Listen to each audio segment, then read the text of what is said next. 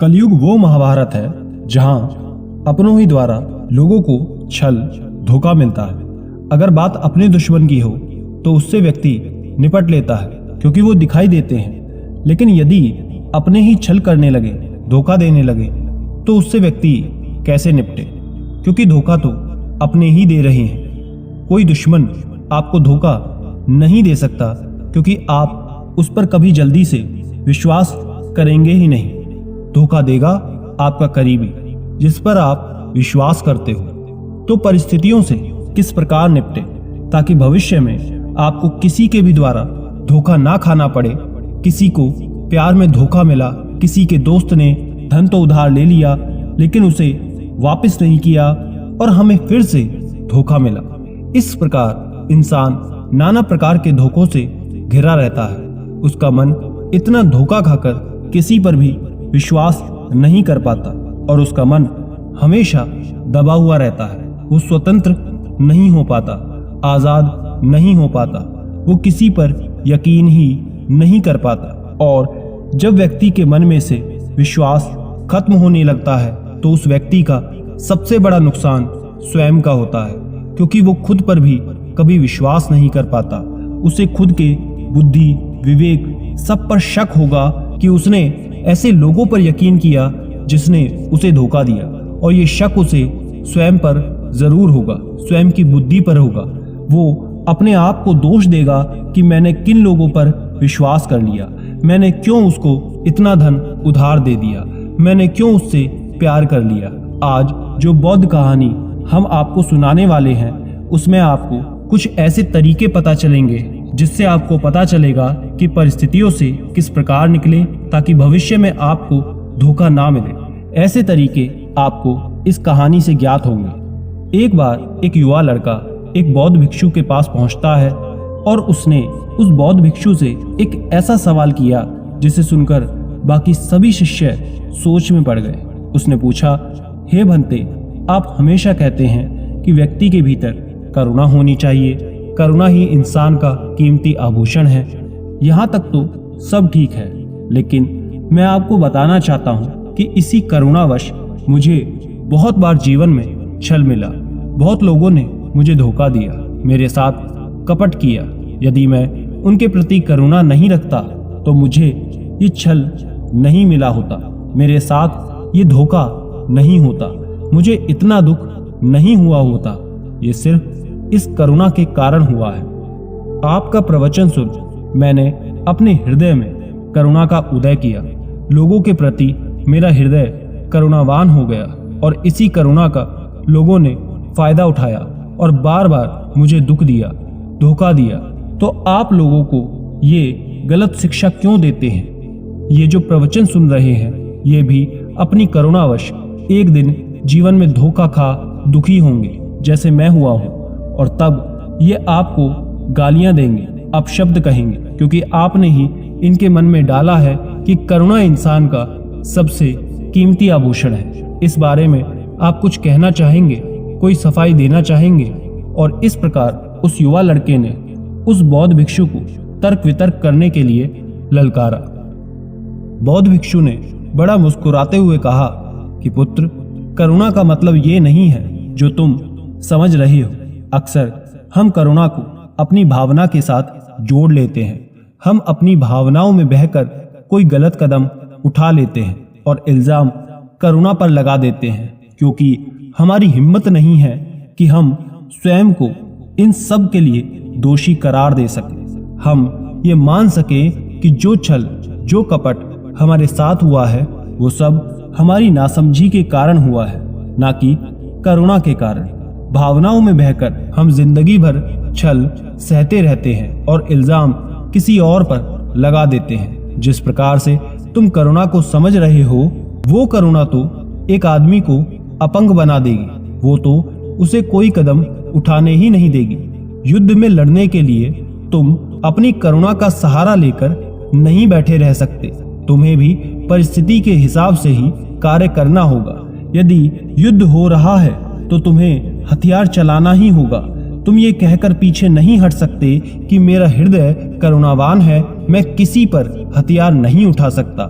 याद रखना, ये सब एक कायर की निशानी होती है। समझदार और बुद्धिमान व्यक्ति वही है जो परिस्थिति के अनुसार काम कर सके।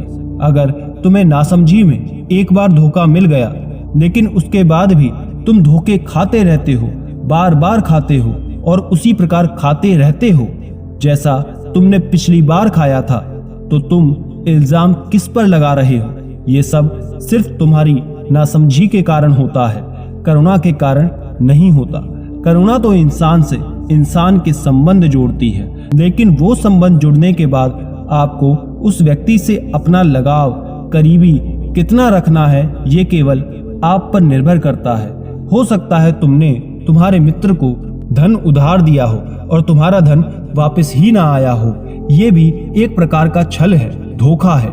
लेकिन धन देने से पहले क्या तुमने ये भली भांति परख लिया या जाना नहीं था कि क्या तुम्हारा मित्र धन वापस करने का सामर्थ्य भी रखता है या नहीं? वो कुछ कमाता भी है या फिर बस यूं ही खाली बैठा रहता है? और यदि वो खाली बैठा रहता है और फिर भी तुम उसे धन उधार दे रहे हो, तो तुम ये सोचो कि वो जब कुछ करता ही नहीं है तो धन वापस देगा कैसे? क्योंकि उसकी ना तो कोई आय है और ना ही धन देने का कोई साधन है, तो तुम्हारा उसे उधार देना सही रहेगा। वही दूसरी तरफ यदि तुम किसी दूसरे मित्र को धन उधार देते हो जो कमाता है, जिसकी आय है, तुम जानते हो कि कल जब उसके पास धन आएगा तो वो तुम्हें तुम्हारा उधार वापस कर देगा, तो ऐसी परिस्थिति में तुम्हें बहुत कम धोखे मिलेंगे। छल और धोखा बहुत प्रकार के होते हैं। मान लीजिए यदि किसी पिता ने अपने बच्चों को शहर पढ़ाई करने के लिए भेजा है, लेकिन वो वहाँ पढ़ाई नहीं कर रहा बल्कि शिक्षा के धन से अय्याशियां कर रहा है, तो क्या वो एक प्रकार से धोखा नहीं है, छल नहीं है? क्या वो बच्चा अपने माता पिता के साथ धोखा नहीं कर रहा? और अगर उस लड़के के पिता को ये ज्ञात हो जाए कि उसका बेटा उसे धोखा दे रहा है, तो वो किस प्रकार इस परिस्थिति को संभालेगा? सोचने की बात है। अक्सर ऐसी परिस्थिति में आकर माता पिता अपने बच्चे को दंड दे देते हैं, जिसके कारण उनके बीच दूरियां बन जाती हैं। अब बेटा अपने पिता से सच नहीं बताएगा, इसलिए ऐसी परिस्थिति से कैसे निपटना है, यहाँ पर अब आपकी बुद्धिमानी काम आएगी। आप उसे डांटने की बजाय प्यार से समझा सकते हैं। प्यार से आप उसे बता सकते हैं कि कैसे पैसा कमाया जाता है और तुम कितनी आसानी से उसे खर्च कर देते हो। आप उसे बिना किसी क्रोध के इस बात का एहसास करा सकते हैं, और अब भी वो नहीं समझ रहा, अपनी जिंदगी में अगर नहीं संभल रहा, तो बार बार धोखा कब तक खाएंगे? तब कोई ना कोई ऐसा कदम आपको उठाना पड़ेगा ताकि बार बार हमें धोखा ना खाना पड़े। कहते हैं कि कारावास में अपराधियों को सुधारने के लिए रखा जाता है, लेकिन माता पिता अक्सर अपने बच्चे के सभी अपराधों को छुपा लेते हैं और बाद में कहते हैं कि बेटे ने हमें धोखा दे दिया, जबकि वास्तव में यह माता पिता का प्रेम ही होता है जो उनके गुनाहों पर पर्दा डाल देता है। लेकिन अगर आप सच में अपने बच्चे का भला चाहते हैं तो उनके गुनाहों पर कभी पर्दा ना डालें। एक बार समझाओ, 2 बार समझाओ, लेकिन अगर वो नहीं समझ रहा है तो कोई ऐसा कदम उठाओ ताकि आपको पछताना ना पड़े और वो सुधर भी जाए। इसके लिए दंड का ही सहारा क्यों ना लेना पड़े। याद रखना, क्रोध करना हमेशा गलत नहीं होता, युद्ध करना हमेशा गलत नहीं होता। न्याय के लिए, भलाई के लिए जब और कोई रास्ता नहीं दिखता, तब आखिर में व्यक्ति को कोई ना कोई हथियार उठाना ही पड़ता है, युद्ध करना ही पड़ता है। और इसका सबसे बड़ा उदाहरण महाभारत है, जिसमें भगवान श्री कृष्ण ने न केवल युद्ध में हिस्सा लिया बल्कि उस युद्ध को जिताया भी। अक्सर लोगों को प्यार में धोखा मिलता है और ये सबसे बड़ा धोखा है। कलयुग में हर इंसान प्रेम में धोखा खाकर बैठा है। तो सवाल ये है, प्रेम में धोखा आखिर मिलता क्यों है? क्या इन धोखों से बचा जा सकता है? तो इसका जवाब है, हमें अपना महत्व समझना होगा। जब तक हम दूसरे को खुद से अधिक महत्व देंगे, हमें धोखा मिलता रहेगा। जब इंसान स्वयं से ज्यादा दूसरे व्यक्ति को महत्व देने लगता है, उसकी इच्छाएं, उसकी भावना, उसका जीवन उसे अधिक महत्व देता है और स्वयं की तरफ ध्यान ही नहीं देता, अपने जीवन को भूलता चला जाता है, तो ऐसे में दूसरे इंसान में ऊब पैदा होती है और ये ऊब पैदा होना स्वाभाविक है। जब आप में अपना अस्तित्व बचा ही नहीं, जिससे सामने वाला आपसे प्रेम करने लगा था, वही चीज यदि आप में बची ही नहीं तो सामने वाले के भीतर आपके लिए प्रेम भी खत्म हो जाता है और तब आप कहते हैं कि आपको प्रेम में धोखा मिला। यदि आपने स्वयं से ज्यादा महत्व दूसरे को नहीं दिया होता तो आपको प्रेम में धोखा नहीं मिला होता, और यदि मिलता भी तो आप इतना उससे प्रभावित नहीं हुए होते। बहुत से लोग प्रेम में धोखा मिलने के बाद आत्महत्या कर लेते हैं। क्या उनके जीवन में वही इंसान सबसे ज्यादा महत्वपूर्ण था? क्या उसके माता पिता, भाई बंधु, रिश्तेदार वो सब उसके लिए महत्वपूर्ण नहीं थे? क्या उनके लिए उसे जीना नहीं चाहिए था? क्या बस अंधे बनकर एक इंसान के लिए स्वयं को खत्म कर देना कहाँ की समझदारी है? ये कहाँ की बुद्धिमानी है?